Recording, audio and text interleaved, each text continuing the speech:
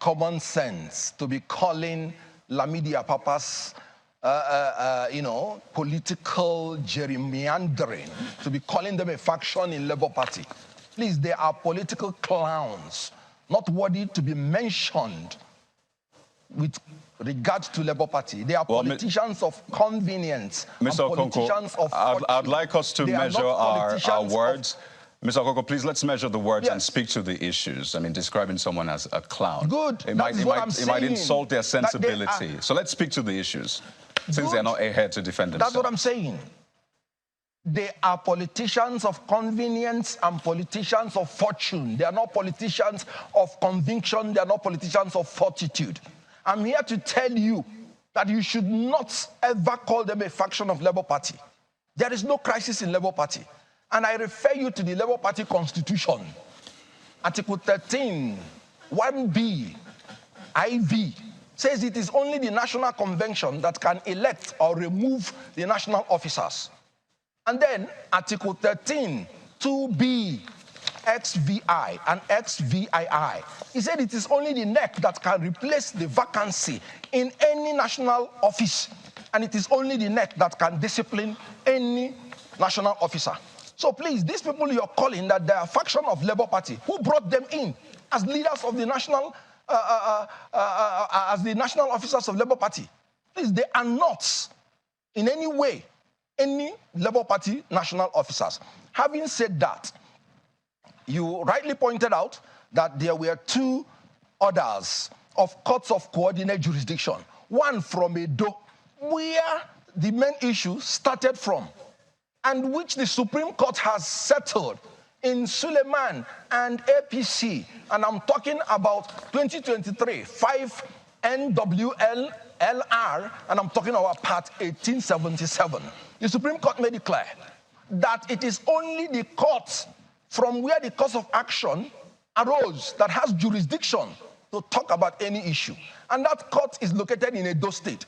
And the court has given an order restraining anybody from restraining the national officers of Labour Party from doing their duties. So the ex parte order by the courts in the Federal Capital Territory, which lacks jurisdiction to entertain it, is null and void.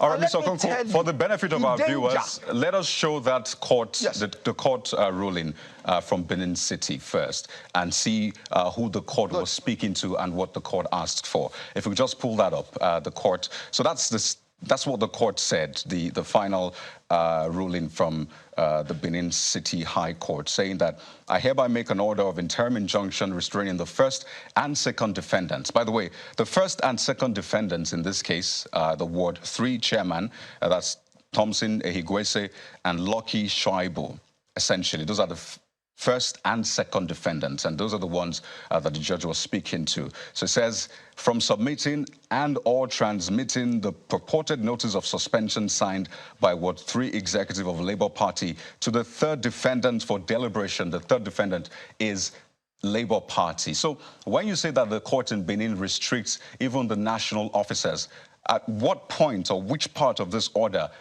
does that reflect, or is that reflected, rather? No. I said the courts in the Federal Capital Territory is the one that restrained or purportedly restrained the national officers from acting. The court in Benin City restrained the defendants, that's those people who purportedly suspended the national officers, from doing anything with that illegal suspension. Meaning this is Mr. Okonkwo, pardon me. Please, let's go through the Abuja one now, just so we know, because the Abuja case does not refer to the ward at all.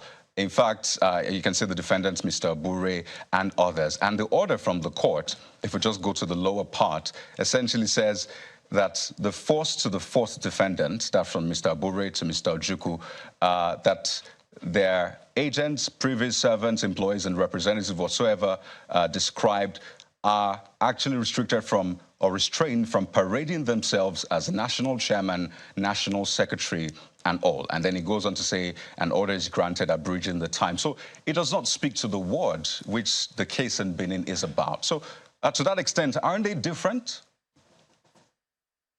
Good. That is why I'm telling you. That is why that order is flawed completely. Having read that order, what have you made out of that order? Nothing. The order is flawed. First of all, are you describing the order of a court as flawed? That's the order of a court. Oh, yes. So, yes, you have the right to criticize the ruling of a court. That ruling ought not to have been in the first place. By the law, the law says it clearly. You cannot use ex parte order. You cannot use it to affect the interest of an adverse party that you have not heard from.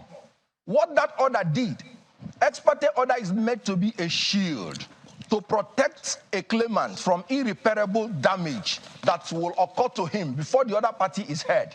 You cannot use ex parte motion and ex parte order to affect the interest of another party that you have not heard from. That is against the Constitution, Section 36, Section 1, and Section 36, subsection 5. You cannot affect the rights of any Nigerian without first of all hearing from him.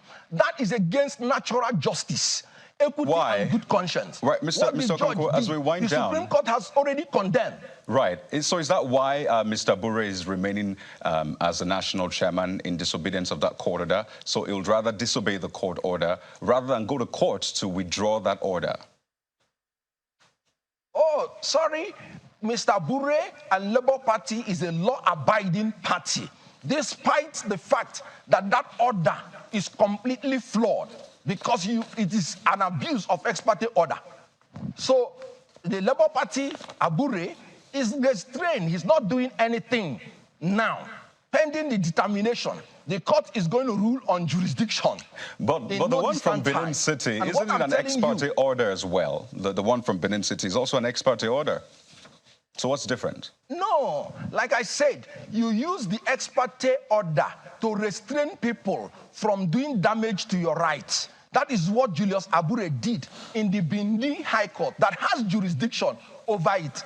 But the Abuja High Court, they used ex parte order to behead a human being in Nigeria. A political party is a human being recognized by law. Well, Mr. Kenneth Okonkwo, an ex parte order. I mean, you're a legal practitioner, so I imagine that you, at least you hold the courts in high esteem, but we're totally out of time. We wish we had more time for this. But we'd like to thank you so much, Mr. Kenneth Okonkwo, who is a lawyer and spokesperson, Labour Party Obidati Presidential Campaign Council. He's also a columnist, by the way. Thank you so much for your time. Well, that's been the program for today, everyone. Thank you for watching. I'm Kayode Okikili. Goodbye.